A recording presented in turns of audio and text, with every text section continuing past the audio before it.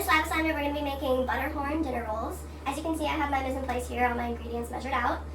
To start, we're going to take a packet of active yeast and 1/4 cup of warm water. I'm going to pour the water into the yeast, and we're going to stir it gently and let it sit until it gets foamy and kind of frothy.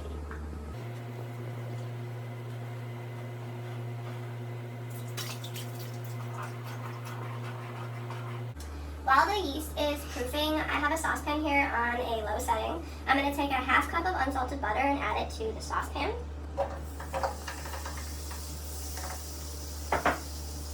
I'm also going to add in 1 cup of whole milk.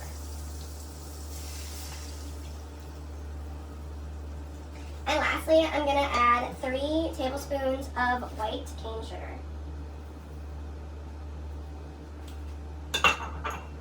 We're going to stir this until the butter melts before we remove it from the heat. And I'm also going to turn the heat up to a medium setting. Alright, now that the butter melted and the sugar dissolved, I'm going to go ahead and transfer this mixture into a large mixing bowl.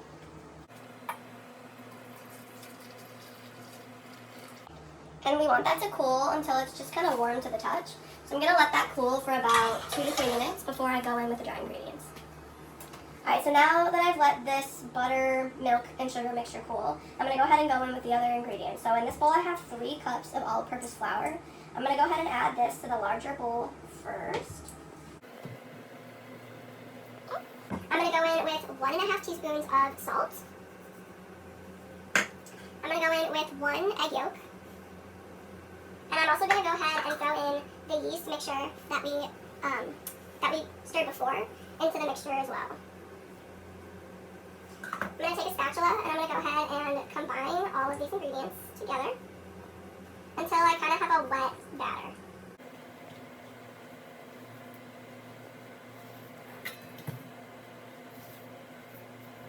Alright, now that I have my thick but wet batter here, I have 3/4 of all-purpose flour in this bowl here. I'm going to start by adding about half of this in to the batter, mixing it with my hands, and if I need to add in more, I'll go ahead and add the rest. So we're just going to start with the half of it first. And I'm going to go ahead and mix this in with my fingers.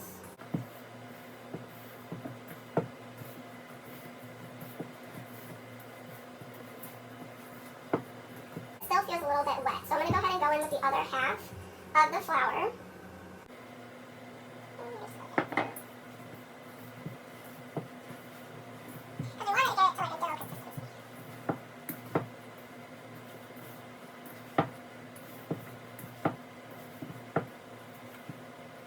Alright, so now the dough is like kind of in a thicker ball. I'm going to go ahead and cover this bowl with plastic wrap.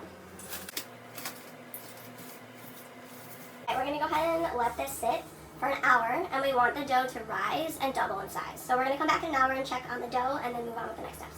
Alright, now that the dough's been sitting for an hour, I'm going to go ahead and take it out of the bowl. And I floured my counter so we could knead the dough out and kind of get it elastic. So I'm going to just kind of knead this for until it gets like elastic.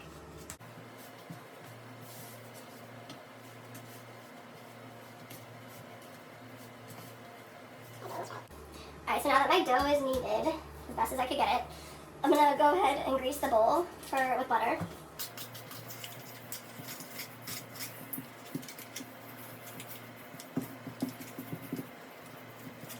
And I'm going to go ahead and put the dough back into the bowl.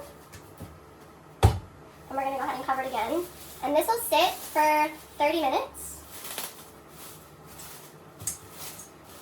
And we're looking for the dough to rise again.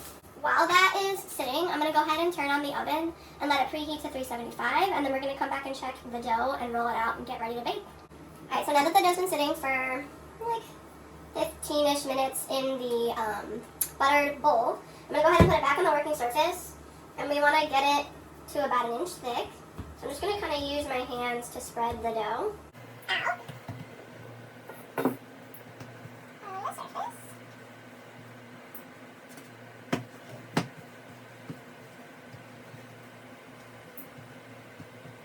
Now that I got it 1 inch thick, I'm going to go ahead and flip it over.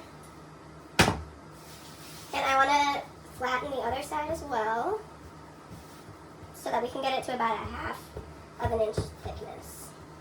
Alright, now that my dough is stretched out to roughly a ½ inch thickness, I'm going to go ahead and take a pizza cutter, and I'm going to cut this into 12 wedges, or as close to 12 wedges as I can get, before we start to roll them up.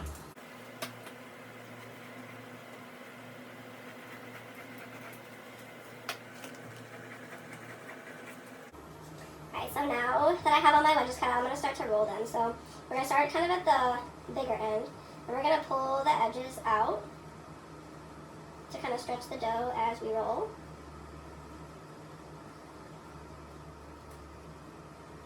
And there we have our butterhorn. I'm going to take the end of it, and I'm just going to pinch it into the rest of the dough and kind of cover the dough over the end so that the butterhorn doesn't come undone as we are baking.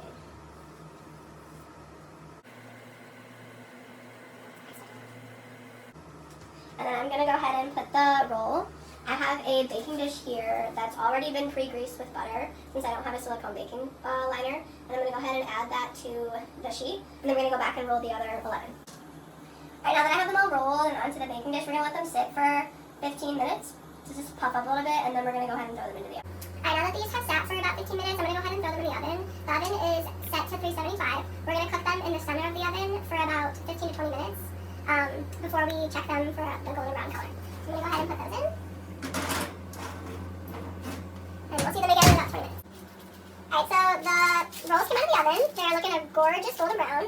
I don't have a pastry brush, so I took some parchment paper and folded it up and then cut some bristles on the edge of that so I could brush the rolls with this melted butter. So that's what I'm doing now. I'm taking the butter that I melted and I'm just brushing it over the rolls as soon as they came out of the oven. And then we're going to move them from this tray onto a wire rack that I have so that they can cool for about 15 minutes or so before we test them out.